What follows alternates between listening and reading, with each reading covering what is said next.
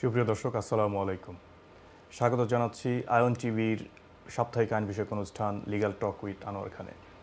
দর্শক, এই অনুষ্ঠানটি আপনারা স্কাই চ্যানেল 782 এর পাশাপাশি আয়ন টিভির ফেসবুক পেজে সরাসরি দেখে থাকতে পারেন। এই অনুষ্ঠানটি মূলত আইনি অনুষ্ঠান। এখানে বিলেতের সমসাময়িক আইনি বিষয়গুলো নিয়ে আলোচনা হয়ে থাকে এবং আমরা সরাসরি দর্শকদের প্রশ্ন নিয়ে থাকি।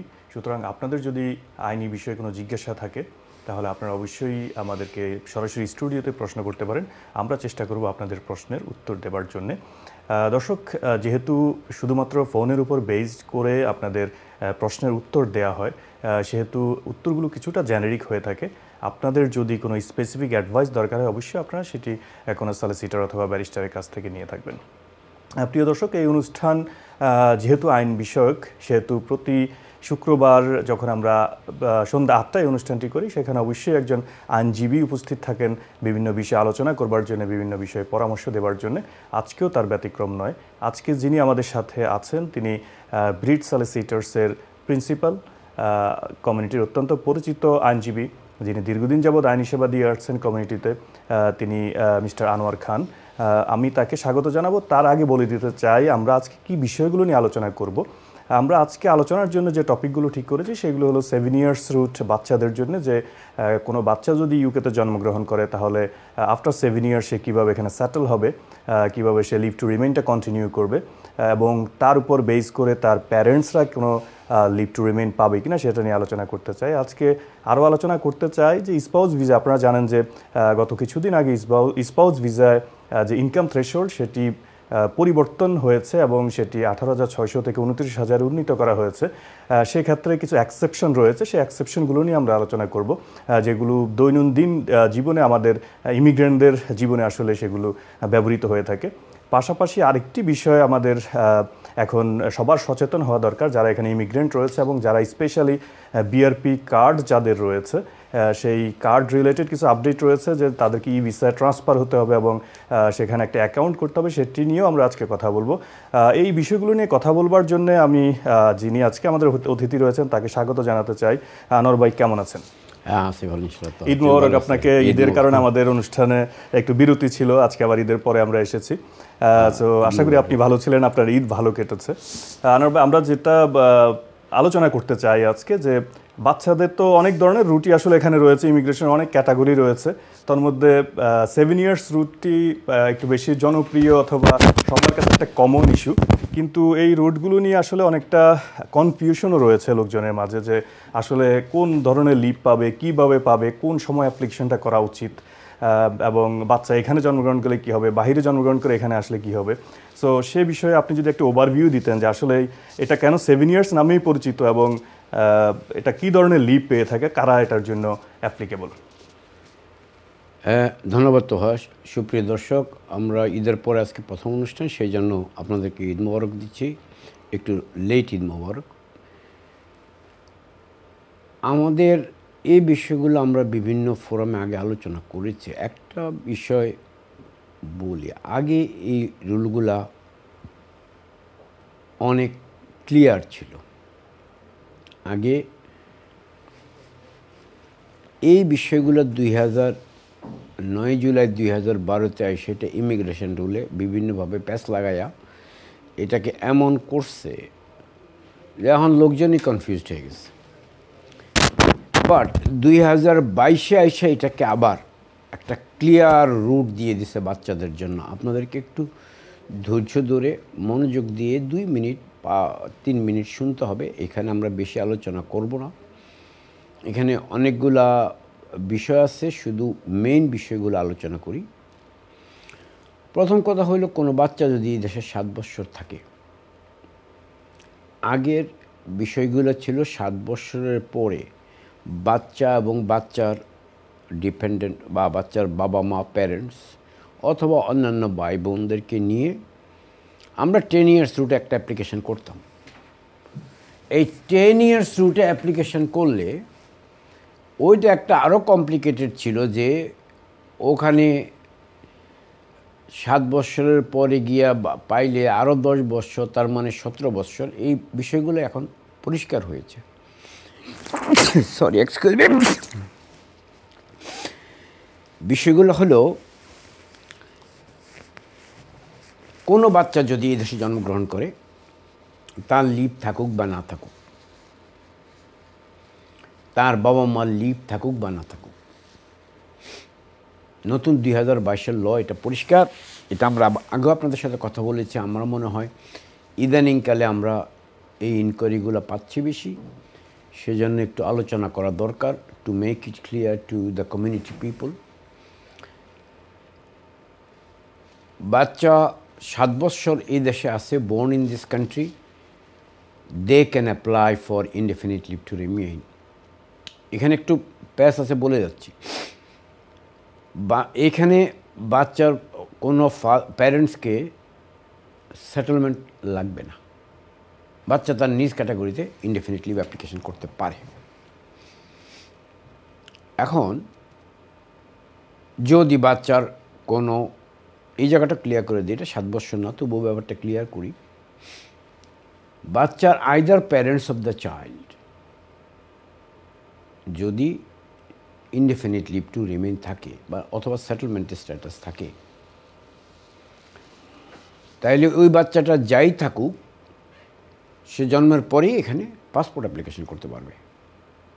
এটা হলো আগের রুলটা।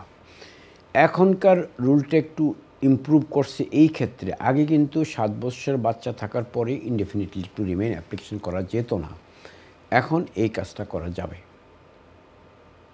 2, কোনো বাচ্চা যদি এই দেশে জন্মগ্রহণ করে নাই, সে এই দেশের বাহিরে জন্মগ্রহণ করছে,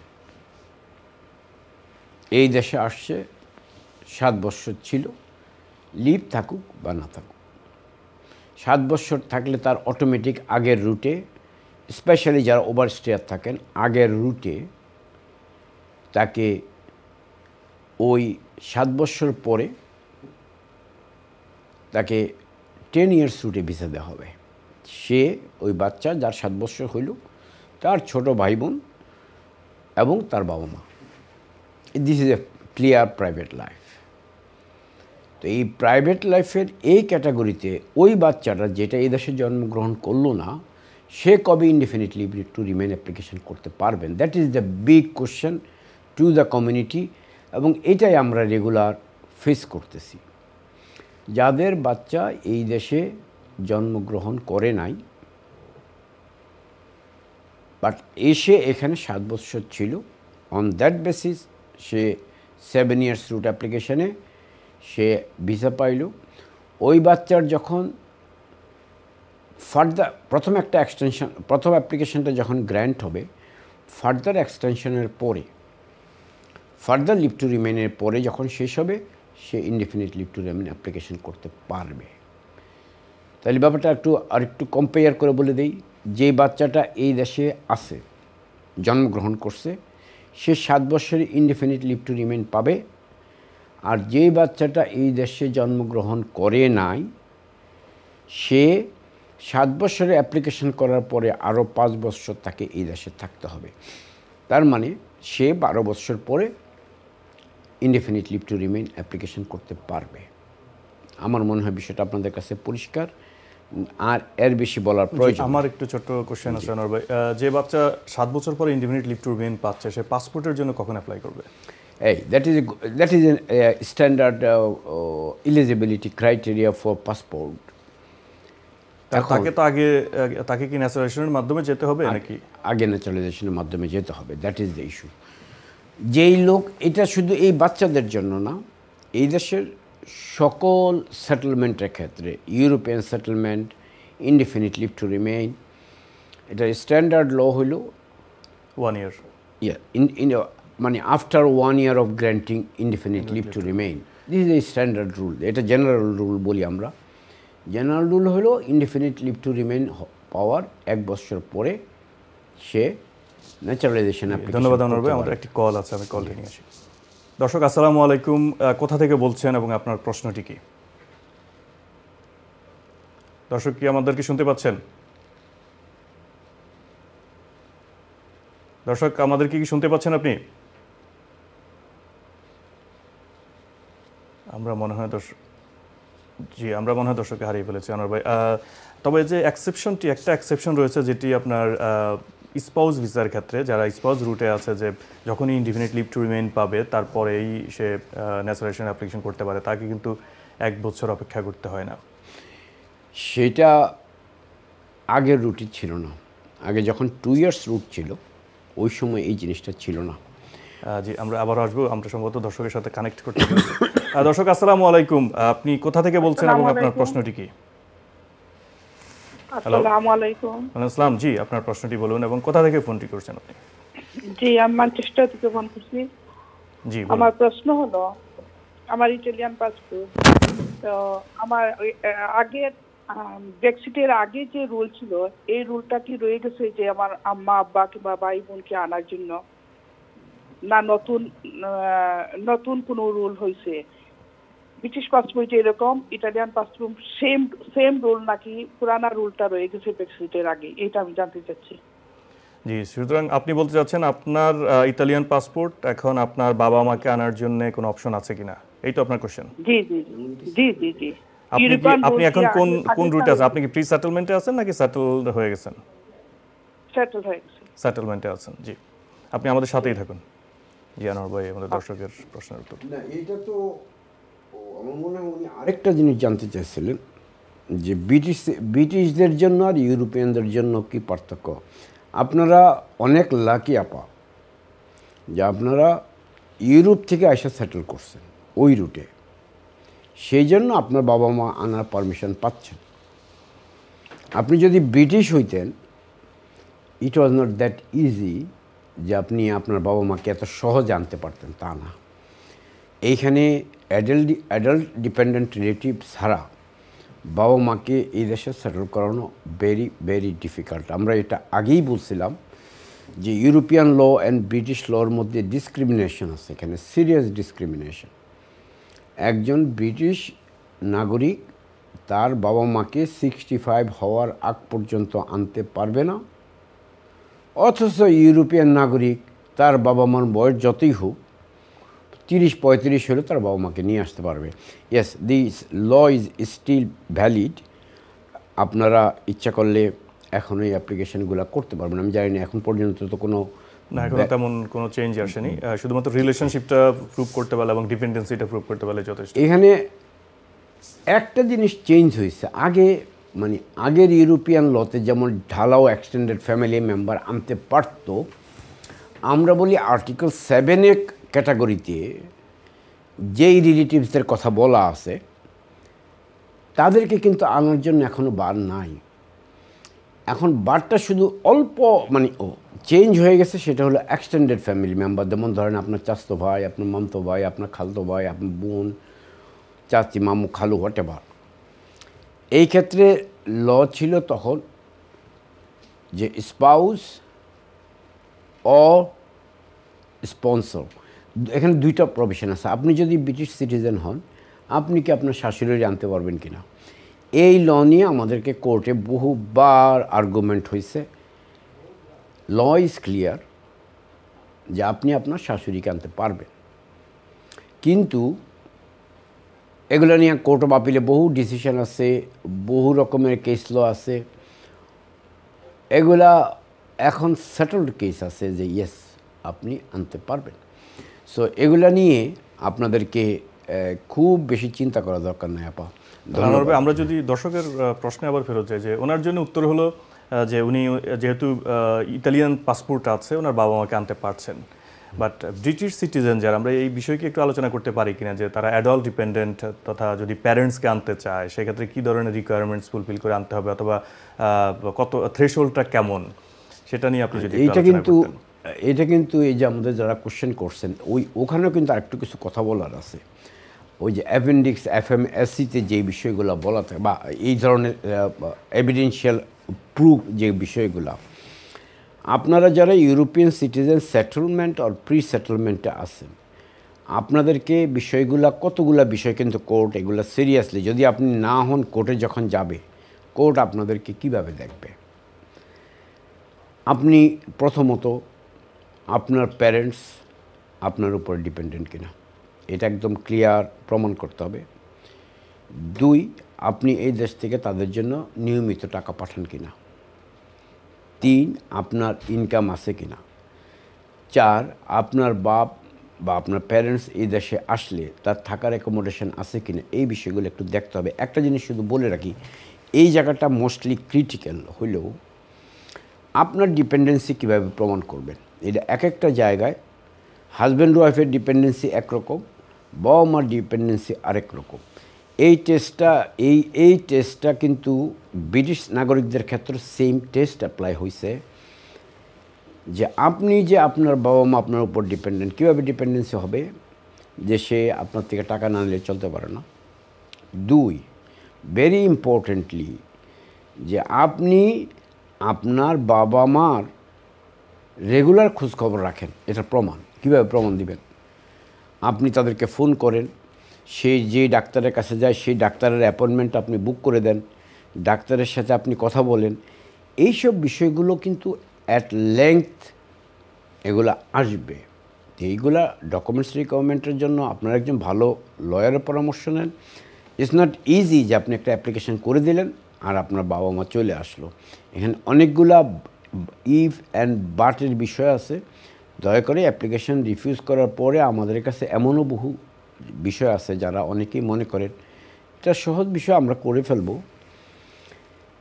একটা জিনিস আপনাদের সুপ্রিয় দর্শক একটা কথা বলে রাখি, একটা ফর্ম ফিল আপ করা, এরকম আপনারা বহু লোকই ফর্ম ফিল আপ করে ভিসা পেয়ে যান। আমি আমাদের ক্লায়েন্টদেরকে বা সাধারণ কমিউনিটি থেকে অ্যাডভাইস করি, the difference between a person who completed A form and a lawyer is something different. Sorry for that.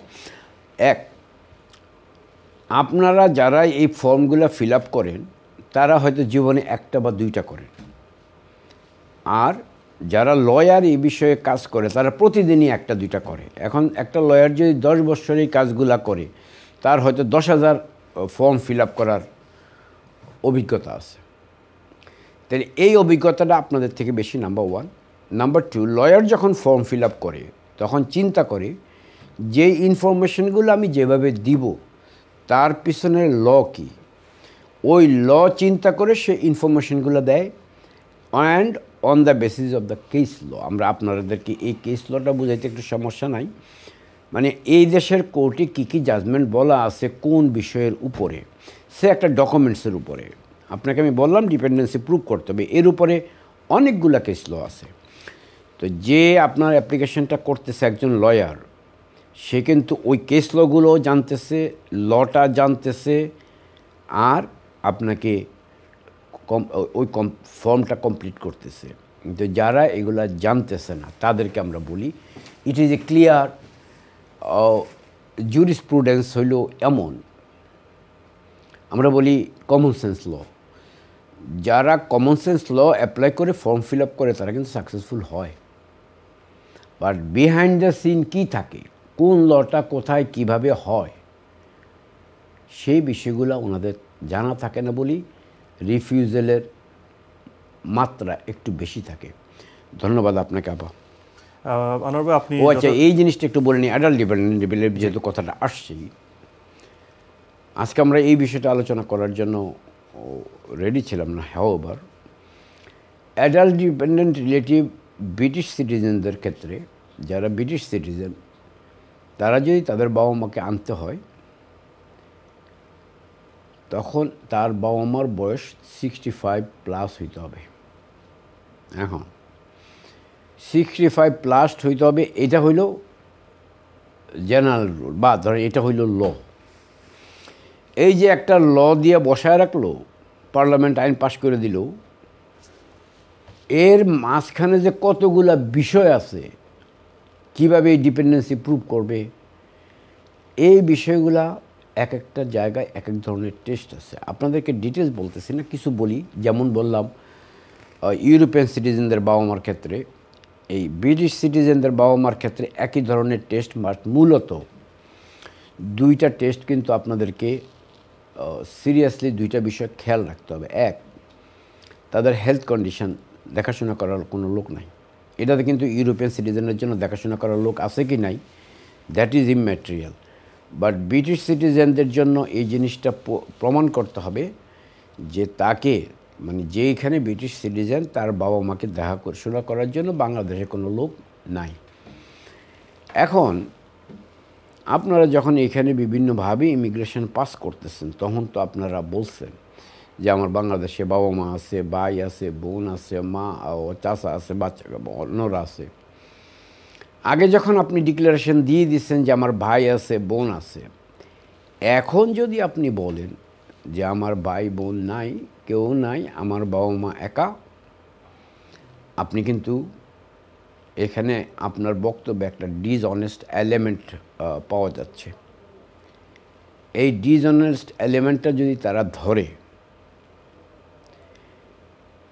তখন আপনার অ্যাপ্লিকেশন অটোমেটিক্যালি রিফিউজ হবে। এই বিষয়গুলো একটা কথা বললাম, বিষয় ভেরি কেয়ারফুল হইতে হবে। এবং আমি স্ট্রংলি সাজেস্ট করি, it's not my advice, it is my suggestion, যে দয়া করে ব্রিটিশ সিটিজেনদের অ্যাডাল্ট ডিপেন্ডেন্ট রিলেটিভ অ্যাপ্লিকেশন আপনারা নিজেরা করবেন না please. It is a very complicated application, অনেকগুলা বিষয় এখানে জড়িত আছে। কোনো একজন অভিজ্ঞ লয়ারের সাথে কথা বলে, যারা এই লাইনে অভিজ্ঞ আইন জানা লোক, তাদের সাথে কথা বলে আপনারা এই অ্যাপ্লিকেশনগুলো করবেন। এখানে আরও বিষয় আছে, যেমন ধরেন ইউরোপিয়ানদের ক্ষেত্রে বললাম যে সে কোন ডাক্তারের কাছে যাবে, এই ডিসিশনটা কার, কন্ট্রোলটা কার, that is a very important. যে আপনার প্যারেন্টস যে ওখানে থাকতেছে, আপনার প্যারেন্টসের উপরে কন্ট্রোলটা কার, আপনার নাকি আপনার ভাইয়ের? কোন ডাক্তারের কাছে যাবে সিদ্ধান্ত কি আপনার ভাই নেয়, আপনার বোন নেয়, নাকি আপনি নেন? সে কোথায় খাবে, কি খাবে, তার বাজারটা কিভাবে হবে, এরকম অনেকগুলো বিষয় এখানে জড়িত আছে। সেগুলো আপনাদেরকে খুব সুন্দরভাবে গুছাইয়া অ্যাপ্লিকেশনটা করতে হবে। ধন্যবাদ। তো আমরা মনে হয় মোটামুটি কভার করছি, এর থেকে বেশি ইনফরমেশন এখানে দেওয়া সম্ভব না। জি, ধন্যবাদ আপনাকে। আমার মনে হয় যে দর্শকরা বুঝতে পেরেছেন। আনোয়ার ভাই, আমরা সেকেন্ড যে টপিকটি নিয়ে কথা বলতে চাই, সেটি হলো income threshold of spouse visa, যেটি আসলে সবাই জানে এখন 18,600 থেকে 29,000 পাউন্ডস হয়ে গেছে ন্যূনতম থ্রেশহোল্ড।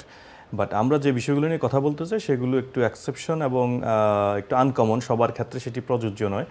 যেমন কেউ যদি বেনিফিট পেয়ে থাকে, বিভিন্ন ধরনের পাবলিক ফান্ডস যদি পেয়ে থাকে, সেগুলো নিয়ে আমরা আলোচনা করতে চাই। আপনি যদি একটু বলেন যে যাদের এই 29,000 পাউন্ড ফিল আপ করার সামর্থ্য নেই, তারা কি তাহলে তাদের স্পাউসকে আনবে না? যদি আনতে চায়, কোন কোন এক্সেপশনগুলো ইউজ করে আনতে পারে? আমাদের কি সময় বেশি আছে? আমার মনে হয় ভেরি বার্নিং ইস্যু হলো না। আমরা মোটামুটি সময় পাবো, আপনি ডিটেলস আলোচনা করতে পারেন। না, প্রথম এটার উপর ডিটেলস আলোচনা করার বিষয় না, আমাদের আরও কতগুলো বিষয় আছে, ওগুলো আলোচনা করতে চাই। নাম্বার ওয়ান হলো যে আপনার ওইখানে প্রথম কথা হলো 29,000 টাকা স্যালারি আছে কি না, কেমনে দিবেন? Gross salary. আপনি যদি মাসে 3,000 পাউন্ড পান, তাহলে তো আপনার 36,000 পাউন্ড ইয়ারলি ইনকাম আছে, তাহলে আপনার তো কোনো সমস্যা নাই। আপনি যদি মাসে 2,500 পাউন্ড পান, তাহলে আপনার বছরে 30,000 পাউন্ড আছে, ইউ আর কাভার।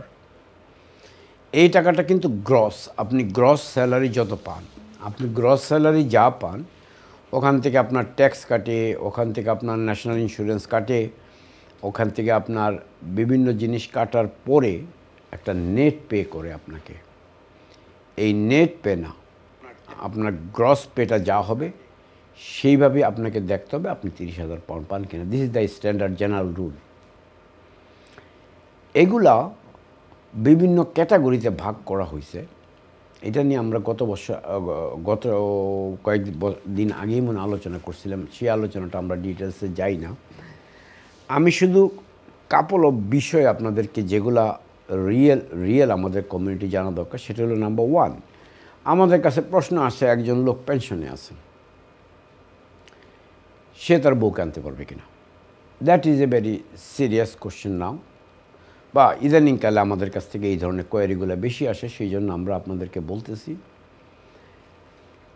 যারা পেনশনে আছেন, যেদিন আপনি অ্যাপ্লিকেশন করবেন তার 28 দিন আগে যদি আপনার পেনশনটা হয়ে থাকে, স্টেট পেনশন হোক, আপনার প্রাইভেট পেনশন হোক, আপনার অন্য কোনো পেনশন হোক, আপনি যদি পেনশনে থাকেন আপনি আপনার ওয়াইফকে আনতে পারবেন। অনেকে পেনশনের সাথে অনেক কিছু পাইতে পারে, but state pension standard to bring you wife, number 1।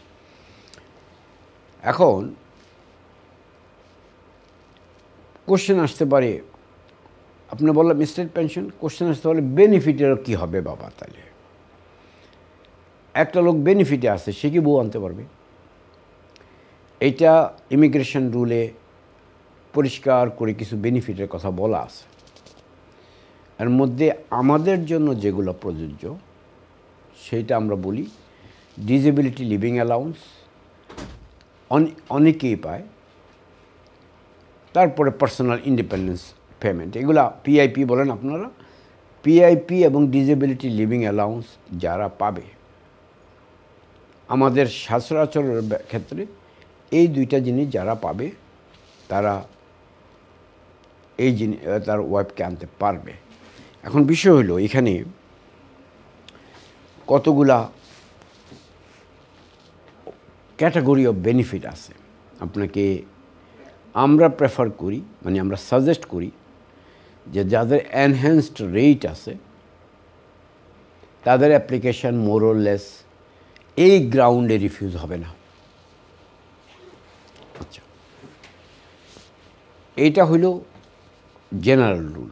এরপরেও যারা এনহ্যান্সড রেট পায় নাই তাদের অন্য গ্রাউন্ড আছে, সেগুলো আমরা একটু পরে আলোচনা করতেছি। এই দুইটা রুটে আপনারা আপনাদের ফ্যামিলি আনতে পারবেন। আনোয়ার ভাই, একটি কল আছে, আমরা কলটি নিয়ে আসি। দর্শক আসসালামু আলাইকুম, কোথা থেকে বলছেন আপনি? আসসালামু আলাইকুম, আমি আবার করছি। জি বলুন। জি, আমি জানতে চাচ্ছি যে আমার ইটালিয়ান পাসপোর্ট, কিন্তু আমি ব্রিটিশ পাসপোর্ট নিয়েছি।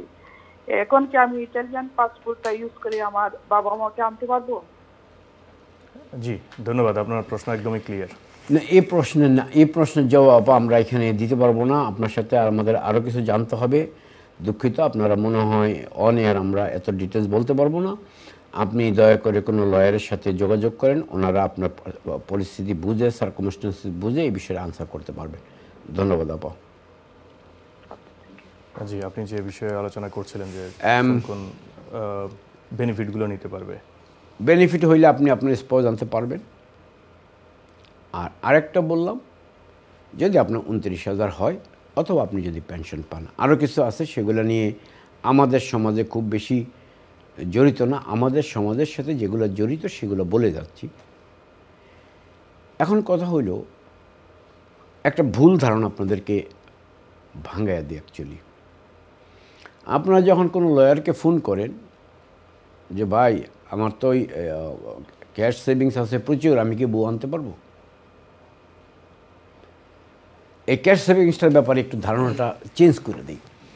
ধারণাটা হইল, যদি কোনো কারো 16,000-এর বেশি স্ট্যান্ডার্ড, বিকজ এখানে এই জায়গাটাতে মানুষ কনফিউজ করে, 16,000-এর বেশি যদি কারো সেভিংস থাকে তাইলে সেই ক্ষেত্রে সে এইটাকে ফাইন্যান্সিয়াল রিকোয়ারমেন্ট হিসেবে তার ওয়াইফের আনতে পারবে বা তার স্পাউস আনতে পারবে। এই রিকোয়ারমেন্টটা একটু পরিষ্কার করি।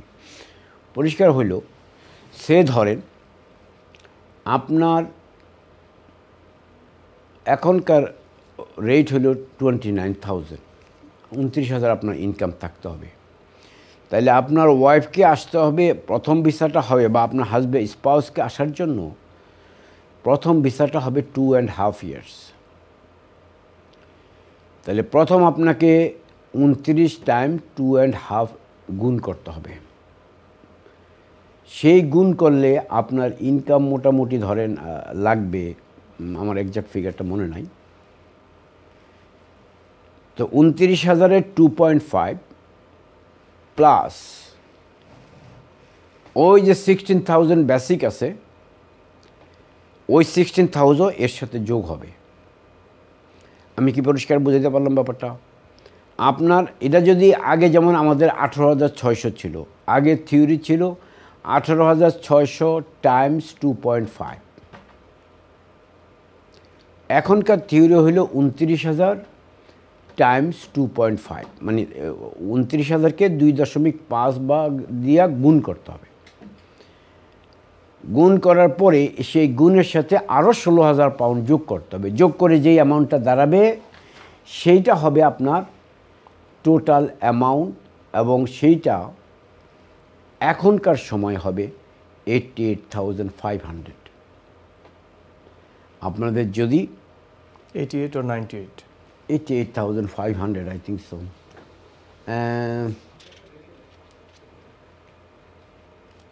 জি একটু আনোয়ার, দেখুন। আমরা একটি ব্রেকে যেতে হবে, ব্রেক থেকে এসে আমরা না, আমার মনে ডিটেইলসটা বলতে পারবো। ইয়েস। দর্শক, একটি বিরতির সময় হয়ে গিয়েছে, আমাদের সাথেই থাকুন, ফিরছি শীঘ্রই।